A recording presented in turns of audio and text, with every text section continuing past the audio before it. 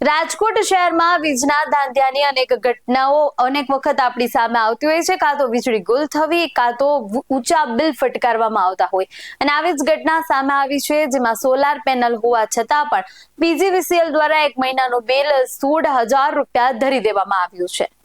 નમસ્કાર, BS9 TV news સાથે હું છું આપની સાથે જાસ્મીન। સામાન્ય લોકો માંડ કરી પોતાનું પેટ્યું રડતા હોય છે। તેમના ઘરમાં એવા કોઈ હાઈફાઈ વીજ ઉપકરણો પણ નથી હોતા કે આવડું મોટું બિલ આવે। અચાનક જ્યારે કોઈ પણ વ્યક્તિને 16,000નું બિલ ફટકારવામાં આવે ત્યારે ગરીબ લોકો માટે આ ખૂબ જ મોટો આંચકો ગણી શકાય। રાજકોટમાં વધુ એક વખત આવી જ રીતે પીજીવીસીએલની ગંભીર બેદરકારી સામે આવી છે। ભગવતીપરા વિસ્તારમાં રહેતા અરજદારને 16,000 રૂપિયાનું બિલ ફટકારવામાં આવ્યું। સોલાર પેનલ હોવા છતાં ₹16,000નું બિલ ફટકારવામાં આવ્યું। અરજદારે કહ્યું કે એક મહિનાનું 16,000 બિલ આપવામાં આવ્યું। 9 મહિના પહેલા જ તેમણે સોલાર લગાડી હતી। જ્યારે સોલાર લગાડીએ ત્યારબાદ યુનિટ જમા થાય, આ તો ઉપરથી 16,000નું બિલ ફટકાર્યું છે। પીજીવીસીએલ તંત્રની ઘોર બેદરકારી આને કહી શકાય। નાના ઘરમાં રહેતા હોવા છતાં આટલું બધું લાઇટ બિલ ક્યાંથી આવે, આ પ્રશ્ન છે। ત્યારે અરજદારની માંગણી છે કે આ બિલ તાત્કાલિક પાછું લેવામાં આવે। ત્યારે પ્રશ્ન એ છે કે સોલાર પેનલ હોવા છતાં અને સામાન્ય વીજ વપરાશ હોવા છતાં આટલું મોટું બિલ કેમ ફટકારવામાં આવ્યું? રાજકોટમાં પીજીવીસીએલે ગજબ કરી। જે વ્યક્તિને એક મહિનાનું 1,300 રૂપિયાથી લઈને 2,500 રૂપિયા સુધીનું બિલ આવતું હતું, તે વ્યક્તિને આપી દીધું 16,000 રૂપિયાનું બિલ। જી હા, જે રીતના રાજકોટમાં આજે ભાઈ સાથે બનાવ બન્યો છે, એ ભાઈના બિલ પણ હું આપને સ્ક્રીન ઉપર દેખાડવાનો પ્રયત્ન કરીશ કે જે આ 16,000 રૂપિયાનું જે બિલ આવ્યું છે એની અંદર જે આંકડો દેખાઈ રહ્યો છે 16,206 રૂપિયાનું બિલ છે તે આપવામાં આવ્યું છે। જ્યારે તેમના જે પહેલાના બિલ છે કે જે દર મહિને 1,300 રૂપિયા ને 1,349 રૂપિયાનું બિલ છે, આ પહેલાનું એની પહેલાનું બિલ આવેલું છે તે 1,381 રૂપિયાનું છે। જ્યારે આ ભાઈએ સોલાર નાખ્યું ત્યારથી જે રીતના એક સાથે 2-3 મહિના પછી બિલ આવતું હોય છે, ત્યારે આ ભાઈનું બિલ જ્યારે આવ્યું ત્યારે એક સાથે 16,000 રૂપિયાનું બિલ આવ્યું।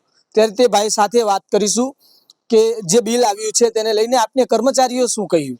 કર્મચારી અહીંયા જે રીડિંગ વાળા સ્ટાફ આવતો ત્યારે એને એમ કીધું કે આમાં મીટરમાં ઇમ્પોર્ટ એક્સપોર્ટનો વાંધો છે, એટલે આ નવું જે બિલ 16,000 રૂપિયાનું આવ્યું છે એમાં ઇમ્પોર્ટ એક્સપોર્ટના આંકડા બતાવ્યા હતા, એ આંકડા ક્યાંથી આવ્યા ખબર નથી પડતી ઇમ્પોર્ટ એક્સપોર્ટના। મતલબ સોલાર નાખ્યા પહેલા બિલ આવતું હતું, તેના પછી આ કેટલો ડિફરન્સ છે? સોલાર નાખ્યું એના પછીના 7 મહિના પછીનું એક બિલ આવેલું છે ને એક જ બિલ આવ્યું છે, ત્યાર પછી એક બિલ જ નથી આવેલું। પેલા જે બિલ આવતું હતું 1,500, 2,000 અને 3,000 આસપાસ, વધુમાં વધુ 3,000 આવતું હતું, એમ ઉનાળા ટાઈમની વાત છે। અત્યારે એકારે 16,000નું બિલ દીધું છે। તમે રજૂઆત કરી હતી, પછી પીજીવીસીએલ દ્વારા શું જવાબ આપવામાં આવ્યો અને શું કાર્યવાહી કરી? પીજીવીસીએલ દ્વારા અત્યારે મીટર બદલાઈ દેવામાં આવ્યું છે ને રીડિંગ માટે બોલાવ્યા છે, એટલે 4 વાગે જવાનું છે લેબે। એટલે બિલ તો અમે અત્યારે ભરી શકે એવી કન્ડિશન નથી, એટલે બિલ તો અમે ભરી શકશે નહીં। ટેકનિકલ ફોલ્ટ હતો તેના કારણે આવ્યું એવું કઈ કીધું તમને? અત્યાર સુધી નથી કીધું, પણ સાંજે ખબર પડે કે આ ફોલ્ટ છે। અત્યારે એ લોકોએ નથી કીધું ટીમ દ્વારા। પીજીવીસીએલ ની આ રીતની જે કહીએ કે બેદરકારી હોઈ શકે, તો એ બેદરકારી કેટલી યોગ્ય? આ તો ખૂબ મોટી જ બેદરકારી કે આટલું બધું બિલ હોઈ શકે, કેમ કે સોલાર નહોતું ત્યારે આટલું બિલ જ નહોતું આવતું એમ। સોલાર પછી તો અમારે પ્લસ અમુકના અમારે લેવાના થાય, અમારા યુનિટ જમા હશે। જી ચોક્કસથી જ્યારે સોલાર હતું એ પહેલા, જ્યારે સોલાર આવ્યું એ પહેલાના બિલ જે હતા તે 1,300 રૂપિયા વધીને એ ભાઈએ કહ્યું કે 2,500 થી 3,000 જેટલું બિલ આવતું હતું। જ્યારે એ ભાઈએ સોલાર નાખ્યું ત્યારે એકી સાથે 16,000નું બિલ આવતાની સાથે જ જે મકાન માલિક છે તે પણ ચોંકી ઉઠ્યા।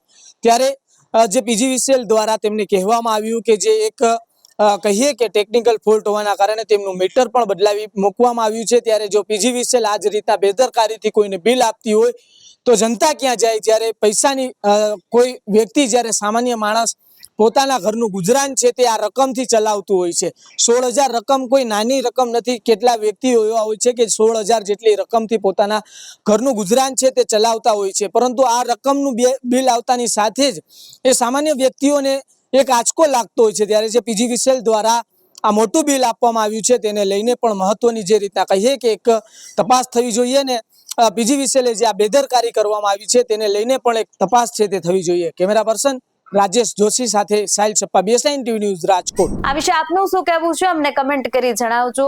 વધુ અહેવાલો સાથે મળતા રહેશું। તમે અમારી YouTube ચેનલને સબસ્ક્રાઇબ કરવાનું અને અમને Facebook, Instagram પર ફોલો કરવાનું ભૂલશો નહીં।